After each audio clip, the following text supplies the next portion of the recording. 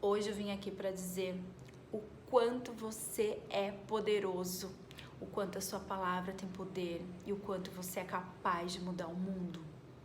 Eu vim aqui compartilhar com vocês uma história que aconteceu comigo e que comprova o poder da gratidão, o poder da fé, o poder da palavra, quanto a gente é Deus assim para poder fazer o que a gente quiser da nossa vida. Né? A gente tem a centelha divina dentro de nós. Então eu quero compartilhar com vocês para auxiliar no seu processo de cura, seja ela qual for. Então, quando meu filho tinha 2 aninhos, hoje ele está com 7, eu descobri que eu era portadora de um tumor raro chamado tumor dismoide. E eu descobri tocando meu abdômen. Eu fiz exames de rotina, não detectaram nada. Era um tumor do tamanho de um caroço de uma ameixa e que doía muito. Então um dia eu coloquei a mão no abdômen, senti, e resumo da história, fui parar no AC Camargo. E é um tumor que poucos médicos têm conhecimento, poucos médicos sabem a respeito. Até hoje, às vezes, quando eu falo que eu fiz esse tratamento, tem médico que dá Google para vocês terem ideia, para saber o que é, porque é um tumor extremamente raro. E na época, quando eu descobri isso, meu mundo assim se abriu, né? Mãe de primeira viagem com uma criancinha pequena, um tumor que as pessoas não sabiam como lidar. Tinha um oncologista que já queria me operar sem saber nem o que era. E não existe um tratamento específico para dismoide.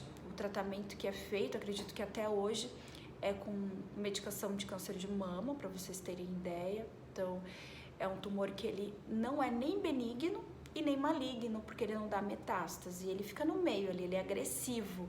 Então, conheci pessoas entrando em grupos que operaram 10, 11 vezes, tiravam o tumor, tiravam, por exemplo, a parede do abdômen onde ele está instalado, né?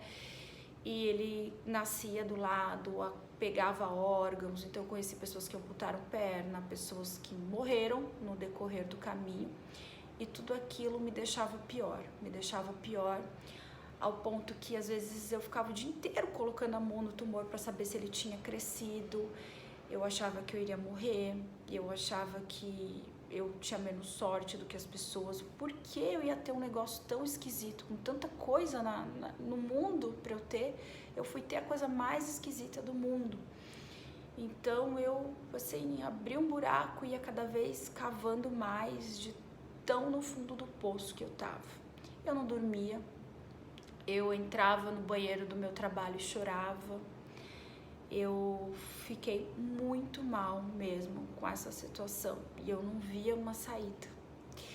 Então, em conjunto com o meu oncologista na época, como o meu tumor era pequeno e a gente conseguia controlar o crescimento dele, nós decidimos em conjunto fazer ressonância de 3 em 3 meses para saber o grau que estava, se a gente iria para uma cirurgia ou iria tentar ir acompanhando para ver o que iria acontecer. Na época eu pensei assim, bom, né, o não eu já tenho, né, tô fazendo tratamento médico, que é o correto, vou tentar também um tratamento alternativo, místico, vou tentar de tudo, que me falarem que eu poderia fazer para me curar, eu iria tentar, porque meu filho precisava de mim, então foi onde eu arrumei forças. E eu comecei a ler muito sobre física quântica, o poder da palavra, da gratidão. Fui conhecer o Ho'oponopono na época. E pesquisando muito, eu cheguei à conclusão que eu só teria essa graça, só teria essa nova vida se eu me livrasse das coisas ruins que eu estava carregando nas costas para dar abertura para o novo. Então foi quando eu cheguei à conclusão que eu tinha muitas pessoas que eu não perdoava, que eu tinha raiva, que eu tinha mágoa e aquilo me pesava muito. Então um dos caminhos seria perdoar todo mundo, para eu ser merecedora, para eu ter espaço mesmo para esse momento novo da minha cura, né? Para eu viver esse presente, essa bênção, digamos assim. Então eu lembro como se fosse hoje, eu peguei um papel sulfite e eu fui escrevendo todos os nomes de todas as pessoas que eu tinha raiva, que eu tinha mágoa.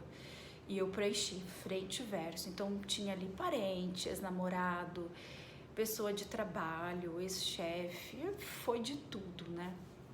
E eu comecei a fazer o Ho'oponopono, abençoando, agradecendo todas essas pessoas. E eu ia assim aos pouquinhos, né? Uma semana pegava um, outra semana pegava outro. E o começo foi muito difícil, porque eu fazia aquele Ho'oponopono com raiva, não conseguia terminar, não conseguia até o fim. Até que começou a ficar gostoso. Então eu ia fazendo e cada vez que eu ia praticando mais, chegou um momento que eu conseguia sentir amor pela pessoa mesmo e eu conseguia perdoar de verdade. Quando isso acontecia, eu pulava pro próximo. E todos os dias eu acordava acreditando na minha cura, que eu era saudável, fazia planos, assim, parei de ver filme de terror, comecei a ver filme de comédia, comecei a agradecer, eu olhava pro meu filho e falava, meu Deus, obrigada por eu estar aqui, obrigada por eu ter ele, por eu ter meu marido, por eu ter minha casa, por pior que fosse, eu agradecia tudo.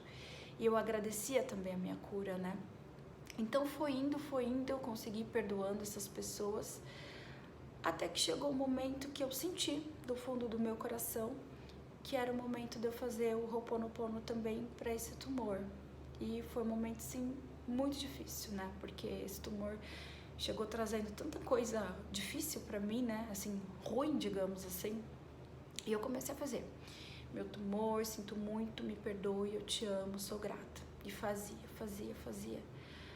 Até que chegou ao ponto, né? Eu tinha feito uma ressonância, eu ia fazer uma próxima em 4 meses, que ele tinha espaçado um mês a mais. E fui fazendo, e chegou ao ponto que quando eu fazia o Ho'oponopono, né? Eu comecei a me emocionar de verdade. Então eu sentia do fundo do meu coração que eu estava perdoando aquele tumor mesmo e eu já estava pronta para minha cura. E quando eu falava, eu te agradeço, eu agradecia de verdade, porque ele tinha me trazido tanta coisa boa. Ele tinha me ensinado a perdoar as pessoas, ele tinha me ensinado até me emociono, a mudar de vida, a ver o quanto meu filho era importante para mim, quanto a minha família era importante. Então eu entrei nesse processo de agradecimento, de verdade. E foi do coração, sabe? Então eu fui agradecendo e eu sentia e eu agradecia ele de verdade e eu abençoava aquele momento que eu estava vivendo. E eu agradecia a Deus como se aquilo fosse um presente, um divisor de águas mesmo para minha vida, para minha cura. E quando eu fui fazer de novo a ressonância, eu fiquei até preocupada, né? Porque a gente sempre pensa no pior. E os médicos me viraram até de barriga para baixo, porque normalmente eu fazia a ressonância com a barriga para cima. E eles viravam, me demorou a mais, né? Demorou 1 hora a mais. Eu falei, gente, o que aconteceu dessa vez? E quando eu fui ver o laudo, o meu tumor tinha desaparecido, né? De verdade, assim, desapareceu. Sumiu.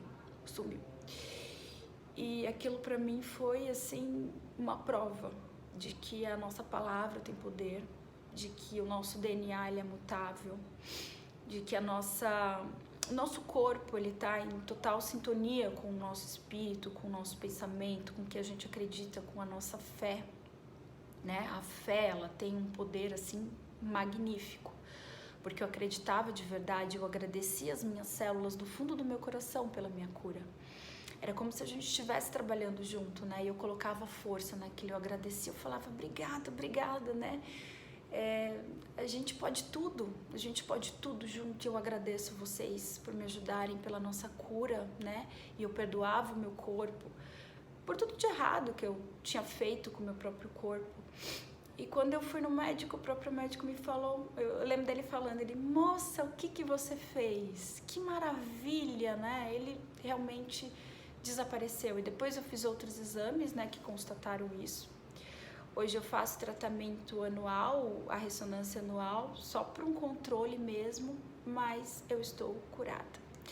Eu lembro que até na época o médico tinha me falado que era perigoso ter um outro filho, tanto que eu comecei a usar um DIU de cobre, não podia tomar anticoncepcional por causa do hormônio, né, que o hormônio auxilia no crescimento desse tumor. E ele me falou que eu estaria liberada para ter outro filho se eu quisesse, porque eu estou curada, digamos assim. Então, gente, eu vim aqui contar essa história para vocês nunca desistirem, para vocês acreditarem na palavra de vocês. Quando vocês intensificarem aquilo, acreditem, não falem da boca para fora. Trabalhem em conjunto com o corpo de vocês. O corpo da gente é sábio. O corpo da gente, ele é vivo, ele tá em constante sintonia com a nossa palavra. E nós temos a centelha divina dentro de nós, né? Nós somos semelhança a Deus, não que nós somos Deus, falta muito ainda, né?